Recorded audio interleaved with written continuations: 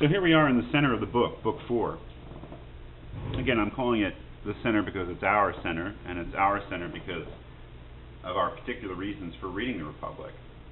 We're reading the Republic again in a course called The Human Person. So what we're most interested in is Plato's view of humanity, and so Book 4 is our natural center because it's in Book 4 that we get what I think everything's been leading up to, at least the previous discussion of the city and the guardian class, which is the theory of human nature that we get in Book 4. Not at the beginning of Book 4. The first part of Book 4, they're still talking about the city, and I'm sure that many people would yell at me for saying this, but it's a kind of a mopping up operation going on in the beginning of Book 4 in terms of the theory of the city and the social classes that were presented in Books 2 and 3. We start with an objection on the part of Adeimantus, who says basically about these guardians who are the rulers of the city, for rulers of the city, they live pretty simply. They don't. One of the things we haven't really talked about is that Socrates doesn't believe that they should have private property. They should live in simple barracks at the expense of the state and live a very simple and hardy lifestyle, and furthermore not have families, not have property or families. And if you think about the logic of Plato's city, where everything is geared towards unity and harmony, it makes a lot of sense. That is, if the rulers of the city are to be as devoted to the welfare of the city itself as possible, then it would make sense to deny them private property or even families, because those things no doubt can come into conflict with one's allegiance to and one's devotion to the city. If you're more interested in your family or your wealth than the city as a whole, then you're not doing your job as a guardian. So they deal with that issue and other things that are really interesting about the city, and certainly if we were interested in Plato's political theory for its own sake, we would spend some time talking about it. But for us, the real heart of the book begins on page 112 at the top. Now at this point, the city, the basic structure of the city is complete, and to tell you the truth, from my point of view, Socrates has gotten out of this city exactly what he wants, which is the three-part class structure of guardians, auxiliaries, and money makers, or the ordinary people, or craftsmen, or however you want to put it.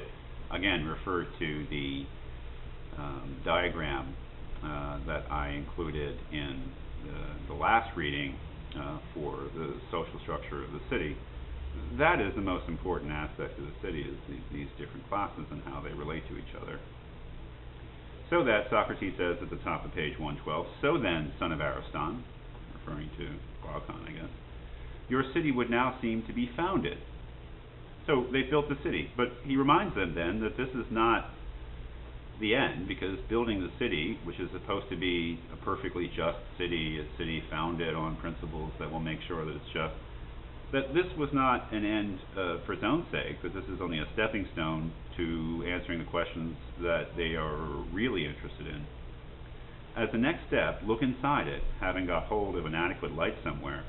Look yourself and invite your brother and Telemachus and the rest of us to help you to see where justice and injustice might be in it, which is the first step, how they differ from one another, and which of the two must be possessed by the persons who is going to be happy, whether that fact is hidden from all gods and humans or not. That is, let's look in the city now to find justice and injustice in it, which is why we build it, and on the basis of our knowledge of those things, decide which of the two must be possessed by the person who is going to be happy, which is to say, which is the best life, the life of injustice or justice, which is the reference to the basic question that Thrasymachus raises in Book 1, and that is re-raised by Glaucon and Adeimantus in their challenge to Socrates in the beginning of Book 2.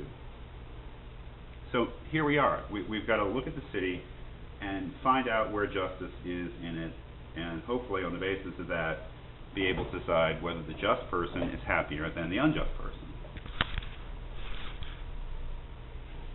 But as you see from reading the book, he doesn't get right at justice. He pulls a little trick here, one of his many tricks. At the middle of page 112, just below margin number 5, Socrates says, "I expect then to find justice in the following way. I think our city, if indeed it has been correctly founded, is completely good. Clearly then it is wise, courageous, temperate, and just." Where is he getting these other three virtues? Wisdom, courage, and temperance, and why is it so natural to lump them together with justice? My understanding, weak as it is, of Greek culture is that those four virtues, wisdom, courage, temperance, and justice, are kind of the four cardinal virtues, the four central virtues.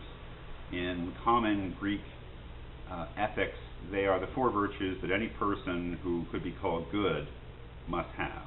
Must be wise, must be courageous, temperate, and temperance means self-control, being even in character, not giving in to pleasures too easily, and just. So the plan is that they'll find the first three first, wisdom, courage, and temperance. And as he says, if we recognize the other three first, that itself would enable us to recognize what we're looking for, since clearly it could not be anything other than the one that remains. That doesn't make any sense, frankly. Somehow they'll find those other three, and justice will be the one that remains. It's not like, it just doesn't really make a lot of sense. It's kind of artificial the way he goes through it, but we'll kind of see that he has an agenda in going through it that way. So the first question they ask is, where is wisdom in the city? Or what is it that makes the city wise? And they're very looking at the social structure of the city again, guardians, auxiliaries, money makers, or common people. They very quickly locate the home of wisdom in the city in that guardian class, who after all are supposed to be the best people. The Greeks called the aristoi, the best, true aristocracy, the most educated, the wisest. That if the city is wise, it's because of its wise rulers. So if we look at that chart, we see right away, okay, it's in that class. That's where we find wisdom in the city. And the same with courage. If we're looking for what is it that makes our city courageous, if we presume it is courageous, we find it in the auxiliary class. Those are the soldiers. Those are the ones who have been trained not to give up, to always fight for the city, and to never run away, never be cowardly. So pretty quickly they locate courage and wisdom in the city. Now, more interestingly and more complicated is finding temperance and justice in the city. Now, he raises a pretty good point about temperance. He calls temperance on page 116, just below number 5, about the middle of the page. Temperance, well, just above that, he says, is more like a sort of concord and harmony than the previous ones. Temperance is surely a sort of order, the mastery of certain sort of pleasures and appetites. People indicate as much when they use the term self-mastery.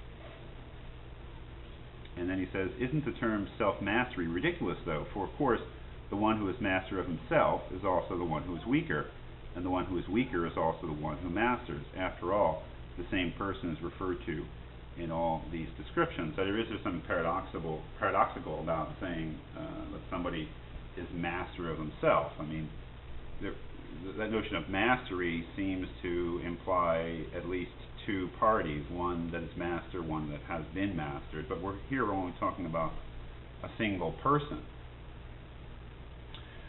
Well, his way of making sense of that, which is quite important, is just below that. He says, it seems to me, however, that what this term is trying to indicate is that within the same person's soul, there is a better thing and a worse one. Whenever the naturally better one masters the worse, this is called being master of oneself. That's incredibly important for what follows, that notion of the better ruling over the worse, in terms of not only the city, but especially our notions of human nature, which will come next.